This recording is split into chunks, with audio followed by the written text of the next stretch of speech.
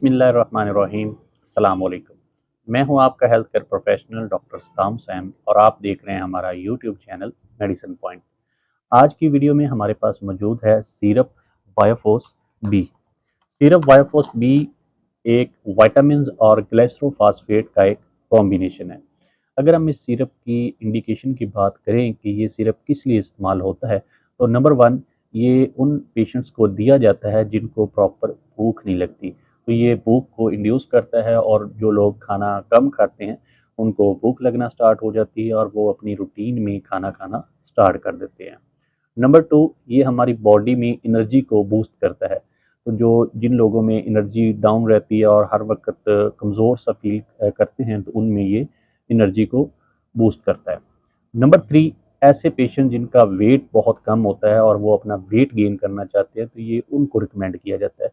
तो ये weight gain करवाता है और पेशेंट्स का वेट बढ़ाता है। नंबर फोर, ये हमारी बॉडी में थकावट को कम करता है। जो लोग अक्सर थकावट का शिकार रहते हैं, तो ये उनको रिकमेंड किया जाता है और उनकी जो बॉडी की थकावट है वो कंट्रोल हो जाती है।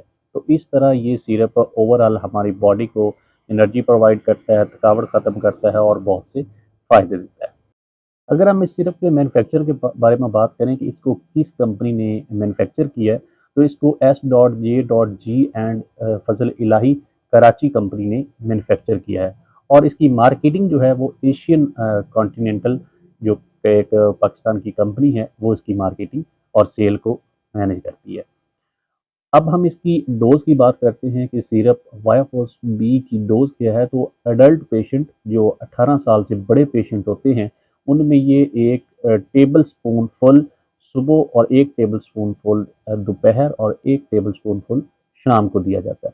और बच्चों में ये 2 टीस्पून फुल सुबह, 2 टीस्पून फुल दोपहर और 2 टीस्पून फुल शाम को दिए जाते हैं। और ये सिरप खाने से पहले देना चाहिए, तकरीबन आधा घंटा पहले, ताकि ये बॉडी में जाके अपना जो मैकेनिज़्म है उसको स्टार्ट कर दे और फिर भूख लगना स्टार्ट हो जाए और उसके रिज़ल्ट प्रॉपर आ सके। तो ये खाने से पहले देना चाहिए। अगर हम इसके साइड इफ़ेक्ट्स की बात करें तो इसमें मुँह का जायका चेंज हो सकता है, स्टूल का कलर चेंज हो सकता है और एब्डोमिनल पेन और इस तरह के इसके साइड इफ़ेक्ट्स आते हैं। सिरप वायाफोस बी की अगर हम कंट्रा इंडिकेशन की बात करें कि ये किन पेशेंट्स को नहीं देना चाहिए, तो ये प्रेगनेंसी में और जो ख़वातीन अपने बच्चों को दूध पिलाती हैं, उनको डॉक्टर की हदायत के बगैर नहीं देना चाहिए, क्योंकि प्रेगनेंसी और लैक्टेशन का जो प्रोसेस है वो सेंसिटिव होता है।